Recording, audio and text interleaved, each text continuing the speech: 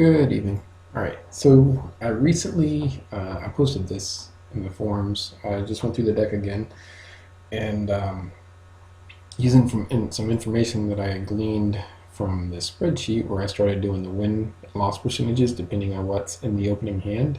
I found that Collective Brutality overperformed, Lantern of Insight overperformed, Inquisition overperformed. Gluttonous Crane was pretty good too.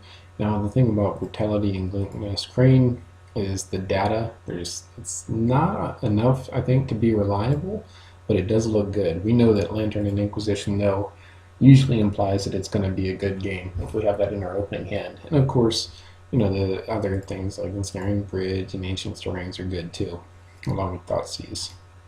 I put them in order of their change in win percentage, from having none to having one. So, and I also did some stuff with the self-mill chart to show the risk versus reward of blind self-mill if you don't have a, if you don't have like an Academy Ruins. And the purpose of this was to show that I've seen a lot of people say blind self-mill is okay or good or whatever. First, I don't think it is. Because as of right now, surgical extraction is one of the, I don't know, it's in the top of spells played in Modern right now. That's not a good thing. And two, there's a lot of grave hate, because of Dredge. So blind self-mill, especially post-board, is a really, really bad idea. Now, a lot of times, even if you do have an Academy Ruins, and of course, like if you're playing against Jund, decks like Jund or decks that use Scavenging Ooze, you're just feeding the ooze. You're not doing anything to help yourself.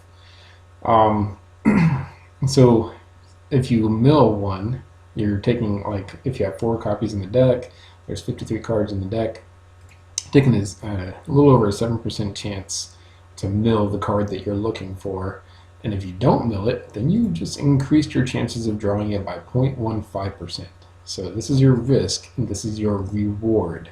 And again, that's if you don't have an Academy Ruins. Of course, you don't have an Academy Ruins online on turn 1. You need Academy Ruins, a blue source, and another source. So, in turn 1, there's like no reason to do it unless you have like an Opal and you've already seen your top card, or if you have a Nuts hand and you have a Lantern in play at the same time and you don't want your top card. But even then, you should wait and see what the opponent's gonna have after they draw. But anyways, yeah, a whole lot of data here. You can just look through the tabs, like play draw win percentage. It turns out that the decks that are good matchups, they become better when we're on the draw. The decks that are bad matchups, they become worse when we're on the draw. So, but anyways, that's the overall trends. So I use this data to come up with this list with the going up to 4 Collective Brutality in the main, 4 Inquisition in the main. That's already pretty common. 3 Surgical Extraction in the main, and 3 Ghost Quarter in the main. And that helps with us all sorts of matchups. It makes the aggro matchups better, thanks to Collective Brutality. The combo matchups better, thanks to Surgical, and Tron matchups better, thanks to Surgical and Ghost Quarter. All around, it works really well. Or at least I hypothesized that it would.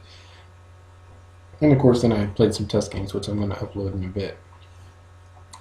Did the 4 ley lines in the post. This is a lot of this has to do with Jund. It looks like they started taking out this Maelstrom Pulse. So that means they have no main deck answers, or no answers in the 75 to ley line. That's a big thing here. And I wrote a whole detailed thing about what I do against each deck, the top decks.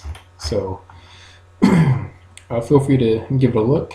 It's on the Lantern Primer on page 286.